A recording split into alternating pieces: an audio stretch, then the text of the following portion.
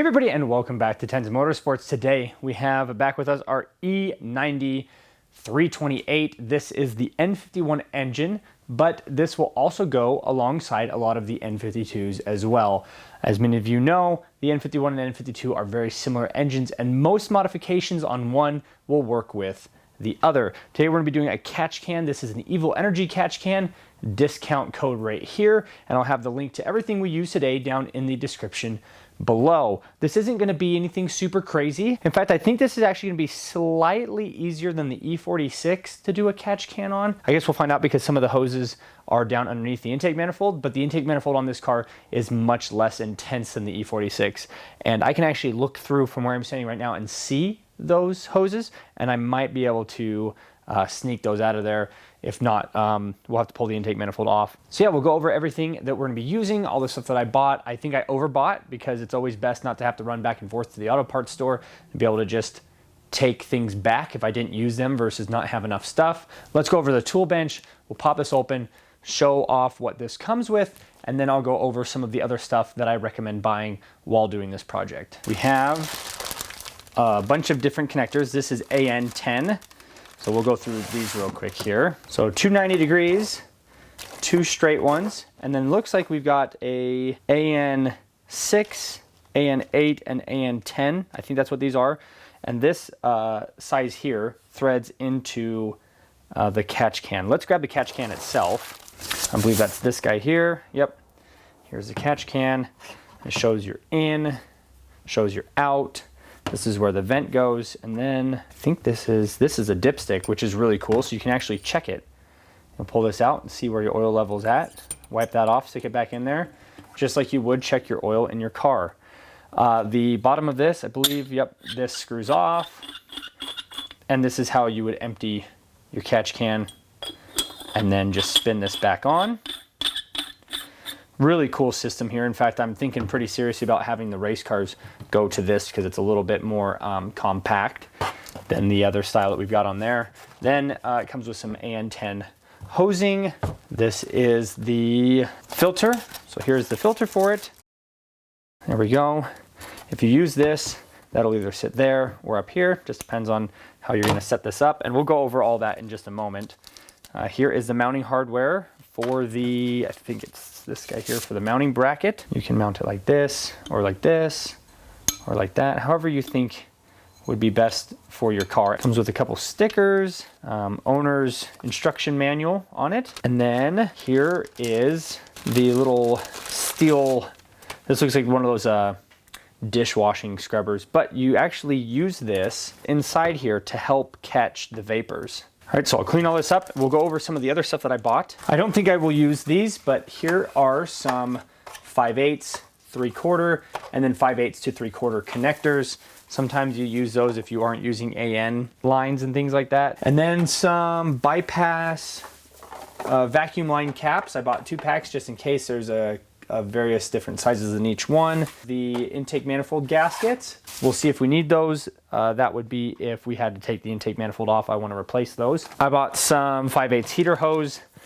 I believe you can use these for catch can systems. You just don't want to use this for anything that goes back into the engine. And then the most important part is probably this piece right here.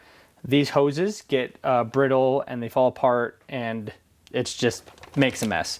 There are various reasons why you would run a catch can. Your crankcase ventilation system went bad.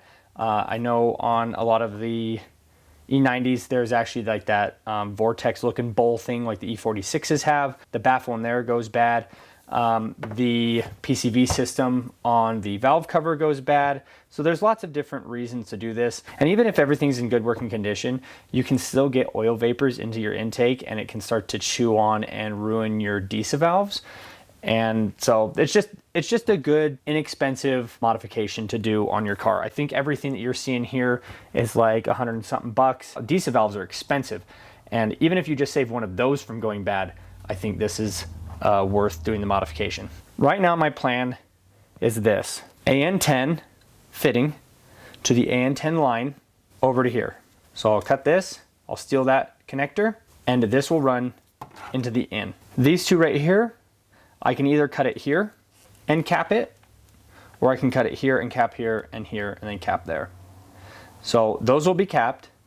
This will no longer go to the intake, it'll go over to the catch can. Then the outside, I'll run another AN10 and I'll drop that underneath the car. Again, you can do a vent up here if you want to, and you could even do it like this. You don't have to put it on the top necessarily if you're trying to keep the profile low. So I'm going to start by making sure that this is the correct size, because I know that there are two different sizes of this plug here. So you need to be careful of that. Just depends on what valve cover you've got. So make sure to double check this before you start modifying this piece. All right, so the way the car is sitting right now is the plastic engine cover is off, and this cowl up here that used to hold the cabin air filter is gone because we have gone to this style here, and so that just stays off the car. The hose that we're looking at is this guy right here, this one in the back. It goes from the back of the valve cover down underneath, and you can actually see down inside there the two connectors.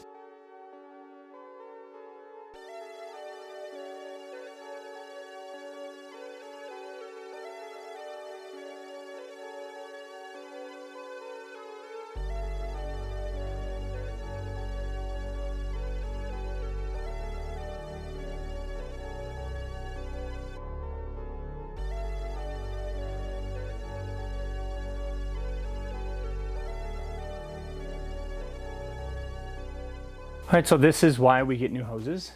You can see here, this one's broken. A previous owner had repaired it by just slipping some tubing over it, which is okay, I guess. I mean, it's just a vacuum line, but that's how it was on the car.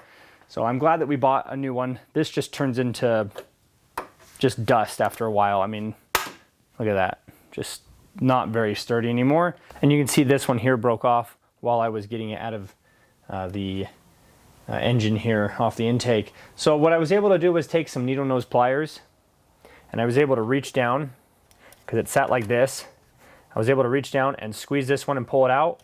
And then the other one, after this had broken, I was able to rotate the connector down there, and I was able to squeeze that and pull that one out. Unfortunately, I dropped it. It's not a huge deal. I'll try to fish it out, but if I leave a piece of plastic down and on this side of the engine, it's not really a big deal, but I'll try to get that out. Now we're gonna take this, the old piece right here, and we're gonna throw it away. And then here we are with the new one. This sleeving here, we are going to be removing. I'm gonna take a razor blade, we'll slice down this and pull this connector off, and we will do that right now. And then I think on this side, what I wanna do is I'll just do it once.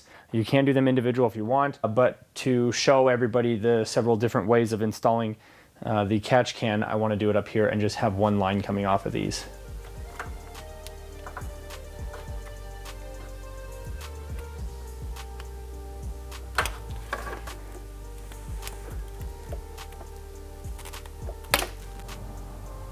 You want to be careful you don't slice too deep. Basically, you don't want to damage this piece here. And there we go. Okay, I've got my AN10 hosing here. And this is the one that goes to the valve cover. And what do you know? It fits. So I'm gonna give that a little bit more push. It's kind of hard to show it on camera while I'm trying to install it, but I will push this on. And then if you want to, you can put a hose clamp on it. That's tight enough. I don't think that'll ever come off, especially where this isn't like gonna be pressurized or anything like that. Like, it will have some pressure, but it's not gonna be anywhere near enough to pop that off if we don't put a hose clamp on it. But yeah, that'll go there. And then I've decided that I wanna put my catch can just over here.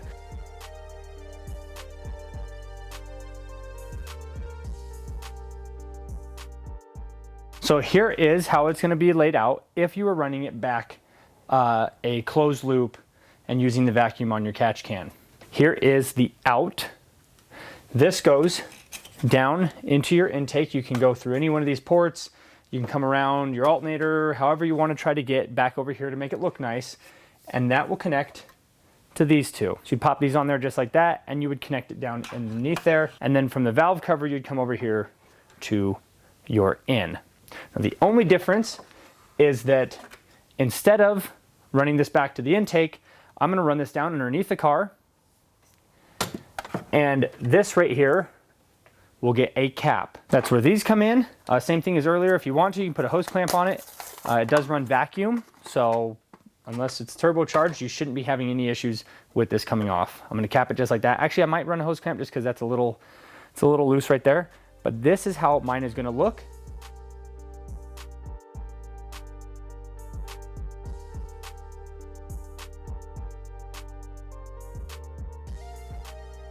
All right, and here is the hoses that sit underneath the intake manifold. You can see I've got that one capped off and connected there and connected there. I've got a new way that I routed it. I just want to show that off real quick before we do the final wrapping up and show what everything looks like at the very end. Earlier I had this draped over the top of the intake manifold and I did not like that. It kept getting like one side or the other of this, and I don't want to be in the way. You know, you need to get at this every time you do your oil to get your filter.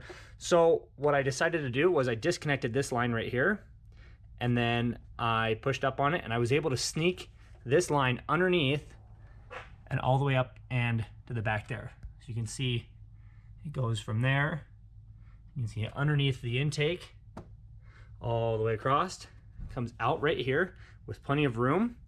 Comes around, and then it'll actually sit in between the fan and the intake duct here, and then over here to the catch can.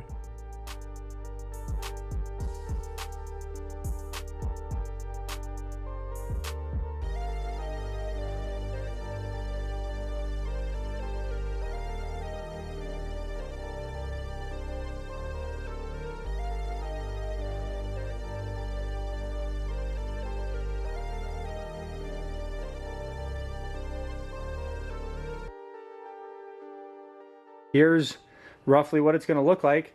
Obviously, I've got to put the engine cover back on there, get the tools out of the engine bay, but not very intrusive. It's pretty well hidden. You've just got that over there. You can see this making the corner there and stretching across here. I just made sure to go underneath this. And then removing the actual canister itself is not hard to do, except for I'm doing it one-handed and I'm not a lefty. So yeah, there's plenty of room back behind here to grab it, drop it down, and be able to empty it out. I don't know how often that needs to be emptied. I'd probably keep an eye on it, but kind of like how you're supposed to. You're supposed to check your oil every time you stop to fill up with gas. You're supposed to check to make sure your level looks okay and that the color looks okay every single time you fill up your gas, and I would just do the same thing there, except for in this case, you can just do it with the dipstick, which is super, super cool. I like that feature a lot, and I really am looking into doing those catch cans on the two race cars.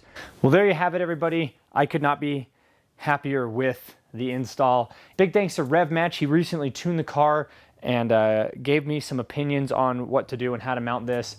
Also, big thanks to Ultimate Beamer Experience. Good channel, good guy. He does a lot of work on these kind of cars, and so if you own one, I would definitely make sure to check him out. Any comments or questions you have, leave them down in the comment section below. Try my best to help you guys out with your own projects. A lot of DIYers out there, and I really appreciate everybody for watching, and we'll see everybody in the next video.